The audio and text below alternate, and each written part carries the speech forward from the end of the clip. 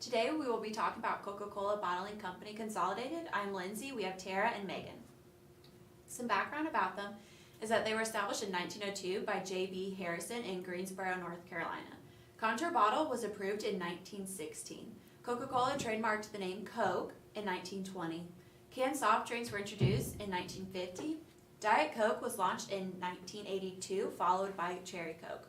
J. Frank Harrison became CEO in 1997, who is the great-grandson of the founder J.B. Harrison. Coca-Cola Bottling Company Consolidated was the first bottler to introduce Dasani water, and they are the largest independent bottler. Next, we are going to talk about Coca-Cola's strategy. They are currently using a best cost provider strategy. They differentiate themselves by bottling several different brands to meet their consumers' needs, but they also have different types of bottles that they offer in Coke alone. They do this while maintaining low cost to keep their prices low. For the driving forces, the first one will be technology. Technology is always changing and adapting. Coke has their freestyle machine located in many restaurants, and this freestyle machine lets you try many different products and switch up all of the flavors. The price of aluminum is also increasing because of the 10% increase of the aluminum tariff and the 25% increase on steel. Competition is another driving force. Pepsi is the main competitor, and Pepsi is pretty much located almost everywhere that Coke is. Their transportation cost is another driving force. Gas prices are always increasing or decreasing, and it's hard to be able to tell that trend coming forward. For the key success factors, Coca-Cola has a strong name recognition. Coke is known all around the world, and product innovation capabilities, such as the freestyle machine that I was talking about earlier. For advertising and differentiation, there are healthier beverages like vitamin water, body armor, and Powerade. There's many beverages that they have in this brand that aren't just soda. For retail and distribution networks, there are stores and restaurants where all these products are available as well. So moving on to Coca-Cola's SWOT analysis, I'm just going to talk about a couple of each briefly. For their strengths, Coca-Cola is the largest in their industry, not only in bottling, but in the consolidated section, they are the largest. Another one of their strengths is brand recognition. They are known around the world. A few of their weaknesses include cultural clashes and high turnover. All of these can lead to increasing internal costs. A couple of opportunities for Coca-Cola is to expand into the West. There are no consolidated bottling companies in the West. Another opportunity for them is to transition away from the aluminum cans. A couple threats for Coca-Cola. The first one would be their competition, Pepsi being their largest. The second threat I want to talk about is social trends. They are increasing and cause for things such as healthier drinks. Next, we're going to talk about the financials. When we look at the return on assets, we see over the course of the last 3 years shows that the company has becoming more productive and efficient. And then we have a positive return on asset for the last 5 years, which is an advantage for us. When return on equity, over the last 5 years, Coca-Cola Bottling Company Consolidated fluctuates around 10%, but remains positive and around the desirable return on equity range of 15 to 20%. In 2015, there was a 7.2 increase on return on equity, with almost doubling our net income from the previous year. When overviewing the last current years, we see that our company has been efficient in reinvesting our money back into our company to help us become a more desirable company. With our gross profit margin, the reason for the decline is that our gross profit over the past 3 years is not large enough to cover our cost of selling the product. We need to lower our costs but still become efficient. Our operating profit margin in 2014 was 4.92. This increase was due to the increase in income from operations as well as net sales. Over the next 3 years, there was an operating loss. This is due to the decrease in income from operations with an increase from previous year's net sales. It is important that our operation profit margin is maintained over time. Our net profit margin, there was a decline in 2016 of 0.97%.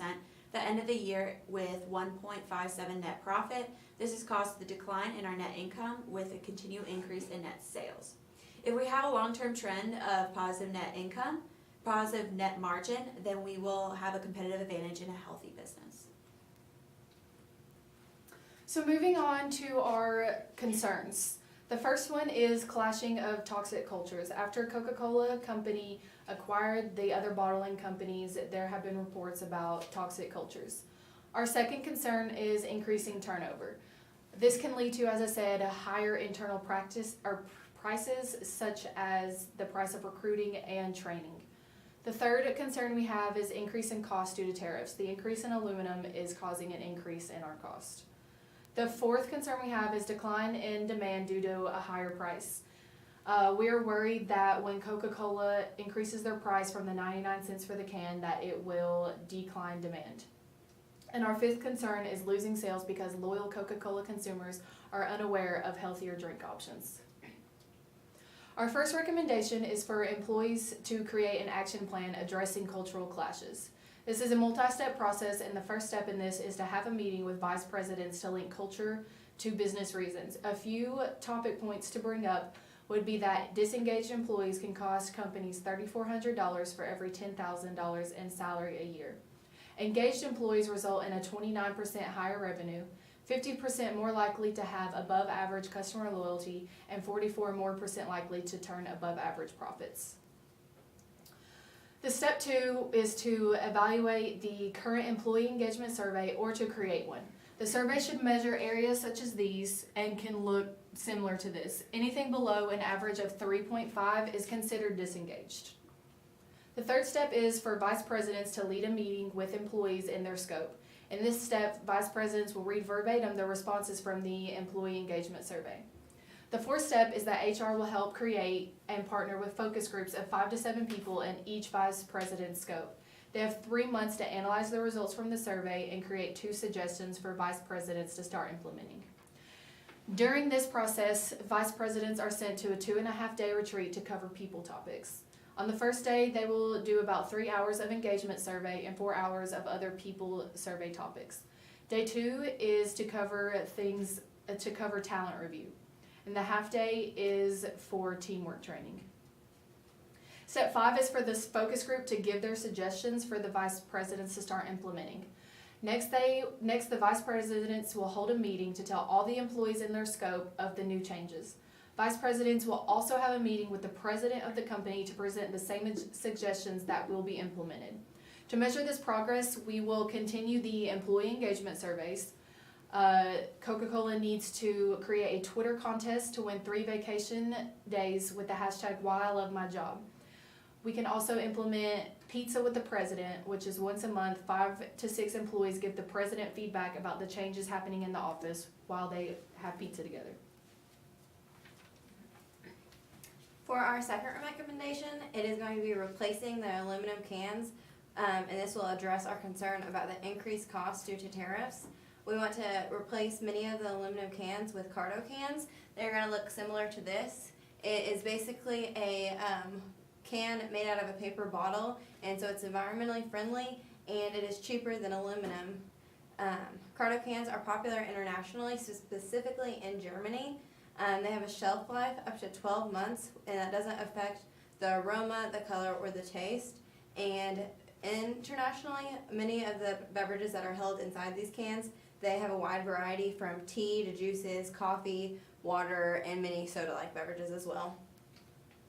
The carto can decreases the carbon footprint by 30%, and when decreasing the carbon footprint, this can help reduce the impact of the global warming and prevent up to 3 million premature deaths annually by the year 2100.